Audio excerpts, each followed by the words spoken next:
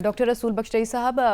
جو بلاول بھٹو ہیں وہ تو جو پی ٹی آئی کا ووٹر ہے اس کو اٹریکٹ کرنے کی کوشش کر رہے ہیں اور اس قسم کے بیانات بھی دے رہے ہیں کہ جو مسلم لیگ نون ہے وہ بہت سخت رویہ اور بڑے سخت الفاظ استعمال کیے ہیں کہ دہشت کے ساتھ پی ٹی آئی کے کارکنوں سے انتقام لے رہی ہے، تو وہ تو اٹریکٹ کرنے کی کوشش کر رہے ہیں، لیکن ساتھ ہی ساتھ ہم نے دیکھا کہ کاف لیگ بھی پیپلز پارٹی کی محبت میں گرفتار ہے، تو جو ان کے آرگنائزر ہیں وہ ان کے جلسے میں آج پائے گئے اور ان کی حمایت میں بیانات دیتے رہے، لیکن دوسری طرف ہم نے دیکھا کہ جو مسلم لیگ نون کی وہاں پہ ایم این اے رہی ہیں شائستہ پرویز ملک، وہ ہمیں کہیں نظر نہیں آتی ہیں اپنے پارٹی کے لیے جو ہے وہ ووٹرز کو موٹیویٹ کرنے کے لیے، اس کی کیا وجوہات ہو سکتی ہیں؟ میرا خیال یہ ہے کہ اس وقت پاکستان پیپلز پارٹی کا ہدف مسلم لیگ نون ہے۔ کیو لیگ معاملات طے کر رہی تھی مسلم لیگ نون کے ساتھ، وہ ان کے نہیں ہو سکے، اس وجہ سے وہ بھی میرا خیال ہے کہ پاکستان پیپلز پارٹی کی طرف ان کا رجحان نظر آتا ہے۔ تو یہ جو الائنسز بن رہے ہیں ان کا مقصد یہ ہے کہ ووٹ کس طریقے سے جمع کیا جائے تاکہ ان کے کینڈیڈیٹس، ان کے امیدوار زیادہ ووٹ لے سکیں، جیت سکیں۔ لیکن یہاں پہ مسئلہ اور ہے، مسئلہ یہ ہے کہ میں نے کبھی ایسے انتخابات نہیں دیکھے جس میں کہ ایک سیٹ پر اتنا زیادہ امیدوار الیکشن لڑ رہے ہوں۔ اس سے ہوتا کیا ہے کہ اگر دو سیاسی جماعتوں کا دو نظام نہیں ہے، جس طرح کہ کسی حد تک ہندوستان میں بھی بن چکا ہے، برطانیہ میں ہے، امریکہ میں ہے، تو اس میں ہوتا یہ ہے کہ آپ پریڈکٹ کر سکتے ہیں کہ دو امیدوار ہیں، دو پارٹیاں ہیں، یہاں پہ وہ عمل ہو نہیں سکا، یہاں پہ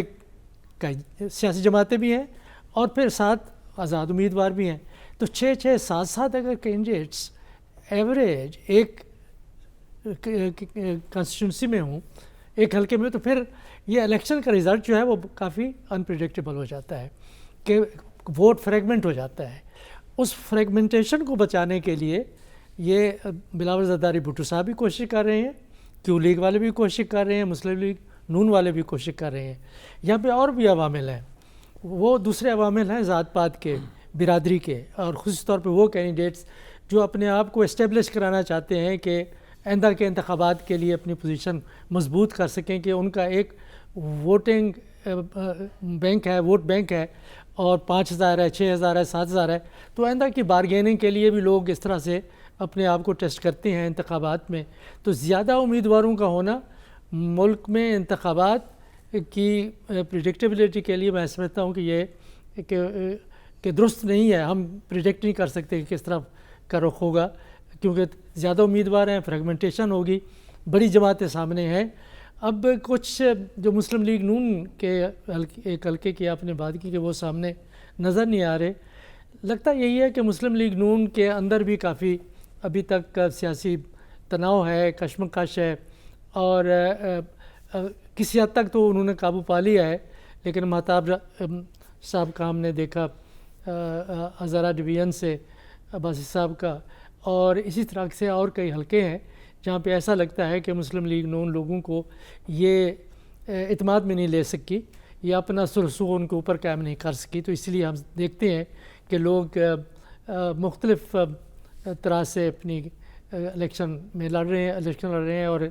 ساتھ مختلف طریقے سے لوگوں کے ساتھ اتحاد کر رہے ہیں۔ ٹھیک، ڈاکٹر رسول بخش صاحب آپ سے بھی یہی نکتہ میں جاننا چاہوں گی، کیونکہ ایک ڈیبیٹ چل رہی ہے کہ اگر الیکشن کمیشن میں پارٹی رجسٹرڈ ہے تو شاید بعد میں کوئی راستہ نکل سکتا ہے، راستہ اس طرح سے نکل سکتا ہے کہ انہی کے امیدوار اسی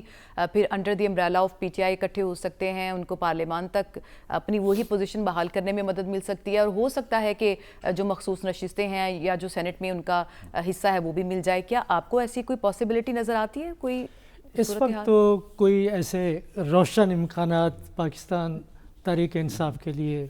ہرگز نہیں ہے کہ جو مخصوص نشستیں ہوتی ہیں ان کے لیے آپ پہلے سے امیدواروں کا نام دیتے ہیں۔ اگر پارٹی ہی آپ نہیں ہیں اور پارٹی کے طور پہ آپ الیکشنز میں نہیں گئے تو آپ کیسے ان کا نام دے سکتے ہیں؟ وہ تو ایک بہت بڑا ایک قانونی مسئلہ ہے، ہو سکتا ہے عدالتوں میں بھی جائے، لیکن اس وقت اس کا کوئی امکان نہیں ہے کہ اقلیتوں اور خواتین کی نشستوں کے لیے تحریک انصاف اپنے کوئی امیدوار سامنے لا سکے گی۔ دوسری بات یہ ہے کہ کیا یہ جنگ بندی ہونی چاہیے؟ کیا سیاسی جنگ کو ختم ہونا چاہیے؟ کیا وہ لوگ جو اپنے آپ کو سیاسی جماعت کہتے ہیں، اور یہ بھی ہے کہ شواہد ایسے بھی رہے ہیں، ماضی میں بھی ہیں اور اب بھی کچھ آثار ایسے ہیں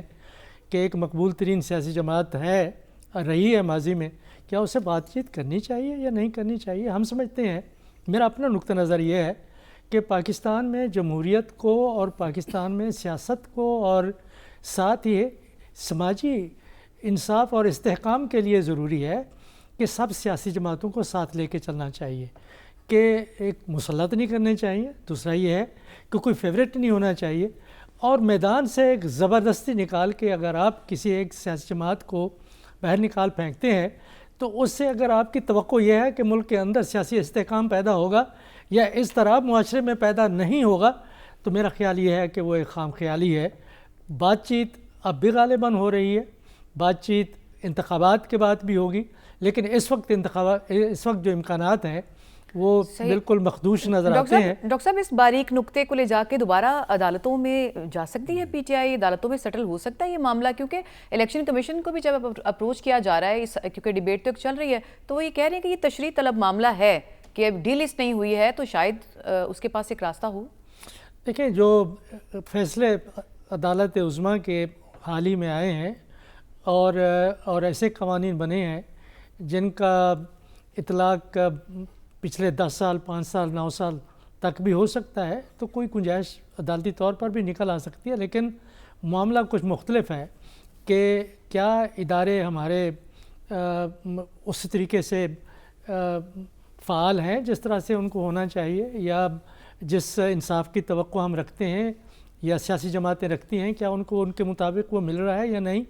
معاملات مختلف ہیں۔ معاملات یہ ہیں کہ کیا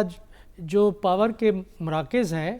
اور سیاسی جماعتیں ہیں، کیا ان کے اندر کوئی مکالمہ ہونا چاہیے، مکالمہ ہے، کوئی ایسی کوئی ہم آہنگی ہے جس کی کہ ملک کو اس وقت سخت ضرورت ہے؟ اس کے بغیر نہ ہم معیشت کو درست کر سکتے ہیں، نہ امیج کو ہم درست کر سکتے ہیں۔ پولیٹیکل سٹیبلٹی کے لیے ضروری ہے کہ سیاستدان آپس میں بات چیت کریں۔ ریونیو ٹارگٹس پورا کرنے کے لیے حکومت کو اپنے اخراجات کم کرنے چاہیے۔ رسول بخش رئی صاحب، کیا آپ اس سے اتفاق کرتے ہیں کہ عوام جو پہلے ٹیکسز سے پسی ہوئی ہے اس کو ریلیف ملنا چاہیے اور اپنے اخراجات کم کرے حکومت؟ دیکھیں، اس وقت آپ موازنہ کریں کہ پاکستان کی وفاقی حکومت کا، پنجاب کی حکومت کا، کسی ضلعی حکومت کا، کسی بھی پاکستان کے ادارے کا، پی اے اے کا آپ کا دیکھ لیں، سٹیل مل کا دیکھ لیں، جو حکومت کے ادارے ہیں وہاں پہ اگر آپ کو ایک فرد چاہیے تو وہاں پہ 10-15 لوگ بیٹھے ہوئے ہیں۔ چائے بنانے کے لیے بندہ علیحدہ ہے، فائل اٹھانے کے لیے علیحدہ ہے، صاحب کو فائل پیش کرنے کے لیے علیحدہ ہے۔ دنیا میں اتنا بڑی حکومتیں نہیں ہوتیں، اس لیے کہ ان کی پینشنیں، ان کے اخراجات، تنخواہیں اور یہ آفیسز، یہ ساری چیزیں ان کے اوپر بہت خرچ آتا ہے۔ دنیا میں حکومتوں نے ریشنلائز کیا ہے، اپنی تعداد کو بڑھایا نہیں، کم کیا ہے۔ جب تک کہ آپ غیر ترقیاتی اخراجات کو کم نہیں کریں گے اور وہ پیسہ بچا کے آپ ترقیاتی کاموں پر نہیں لگائیں گے، پاکستان میں غربت کبھی ختم نہیں ہوگی۔ اور غربت کو ختم کرنے کا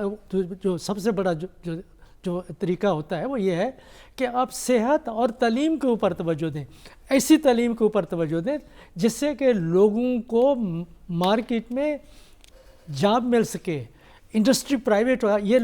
یہ جو سیاستدان ہیں ہمیشہ وعدہ کرتے ہیں ہم اتنا سرکاری نوکریاں دیں گے، ہم یہ کر دیں گے، وہ کر دیں گے۔ دنیا میں ایسا نہیں ہوتا۔ آپ پرائیویٹ سیکٹر کو آپ ایکسپینڈ کریں، ان کو آپ انسینٹیو دیں، ان کے اوپر آپ ٹیکسز کم کریں، بجلی کے نرخ کم کریں، تاکہ انڈسٹری اگر بڑھے گی تو لوگوں کو روزگار ملے گا۔ حکومت روزگار نہیں دے سکتی۔ آپ کا جو پینشن کا فنڈ ہے حکومت کا، وہ اس وقت سسٹینیبل نہیں ہے۔ جی، بہت بڑا بوجھ ہے، آپ کو ساری دنیا کہہ رہی ہے، آپ کے معاشی ماہرین یہ کہہ رہے ہیں، IMF کہہ رہے ہیں، سب دنیا کہہ رہی ہے کہ آپ اپنی حکومت کی تعداد اور اس کے حجم کے بارے میں سوچیں، یہ ٹیکس نہ بڑھائیں، اخراجات کم کریں۔ لوگوں کے اوپر بوجھ ڈال کے کھا کون رہا ہے، جا کہاں رہا ہے؟ کابینہ، سیاسی لوگ، نوکرشاہی، اور ہم کس کس کا نام لیں یہاں پہ؟